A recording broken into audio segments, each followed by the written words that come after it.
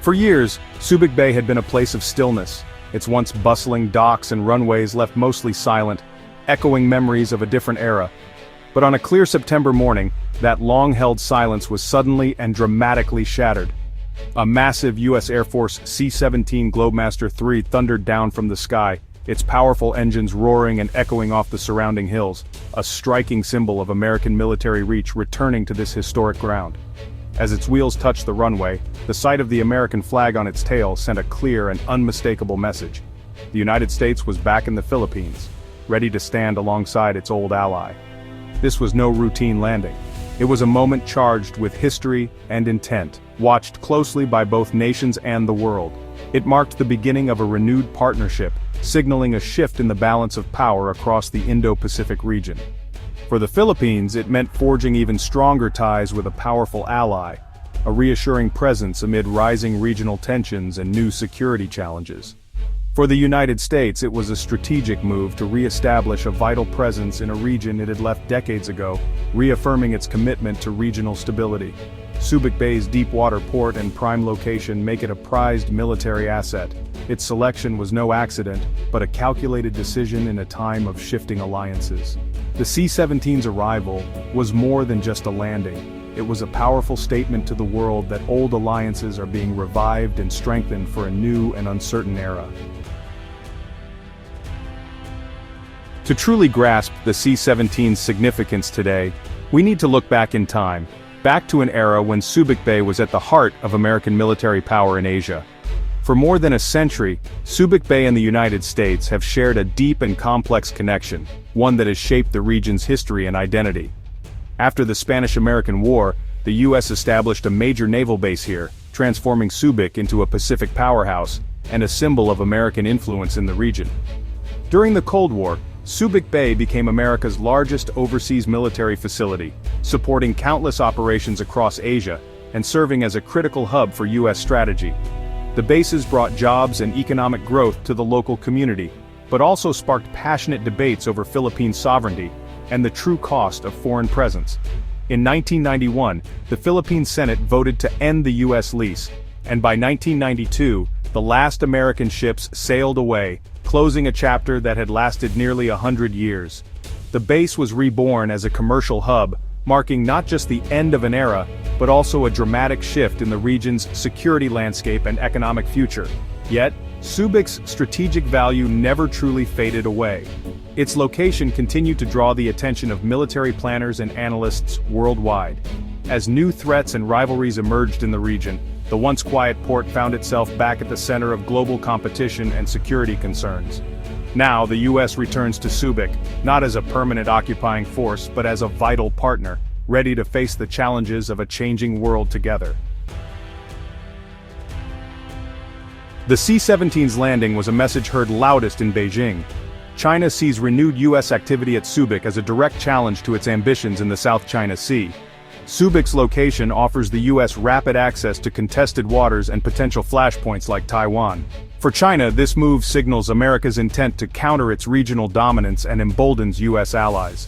Recent Chinese aggression against Philippine vessels has only heightened tensions. The C-17's arrival is a visible sign that the U.S. is backing the Philippines, raising the stakes for all sides.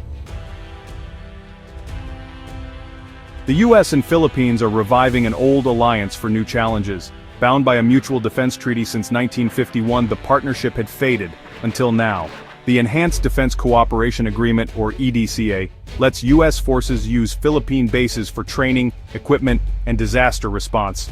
In 2023, more EDCA sites were added, some near Taiwan, and others facing the South China Sea. The U.S. is investing in modernizing Philippine military facilities and providing advanced equipment. In 2024, the U.S. even deployed a new missile system, Typhoon, to the Philippines for exercises. Joint drills like Balikatan have grown, involving thousands of troops and complex operations. The C-17's landing is proof. The alliance is now more credible and capable than ever. Together, they're sending a message of deterrence and readiness. The U.S.-Philippine partnership is unfolding against a backdrop of escalating South China Sea tensions. China's sweeping claims and aggressive actions, especially against the Philippines, have drawn global concern. Flashpoints like Second Thomas Shoal see Philippine Marines under siege, with Chinese ships using water cannons and blockades. In 2024, confrontations turned physical, as Chinese personnel boarded Philippine vessels. China's new law allowing its Coast Guard to detain foreign crews has been condemned internationally. The Philippines now publicizes China's actions, rallying support at home and abroad. President Marcos Jr. stands firm. The Philippines will not yield its maritime territory. With U.S. support, the risk of miscalculation and wider conflict has never been higher. The arrival of the C-17 at Subic Bay marks a significant turning point for security in the Indo-Pacific region, signaling a renewed U.S. commitment to its allies and a visible shift in the regional balance of power. For the Philippines, deepening ties with the U.S. offer a stronger deterrent against Chinese assertiveness, providing reassurance in uncertain times. Yet, these closer relations also bring the risk of being drawn into the heart of great power rivalry, raising questions about sovereignty and the cost of security. For the United States, this move is part of a broader strategy to disperse its forces across the Pacific, making them less vulnerable to attack and more agile in response to emerging threats. It's a calculated effort to maintain a credible presence and reassure partners across the region. China, however, views these developments as a direct provocation, and is likely to respond with increased military activity, more frequent patrols, and heightened pressure on its neighbors, further intensifying regional tensions. The region now faces a dangerous cycle of escalation, where diplomacy is increasingly squeezed by the growing presence of military forces and the risk of miscalculation rises with every new deployment.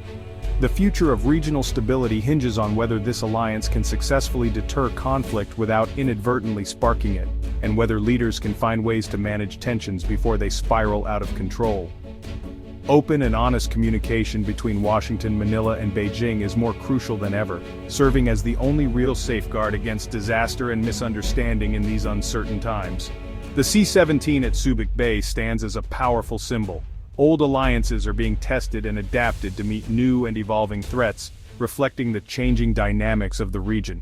Ultimately, the fate of the Indo-Pacific will depend on how these major powers navigate the uncertain and often perilous road ahead, balancing competition with cooperation.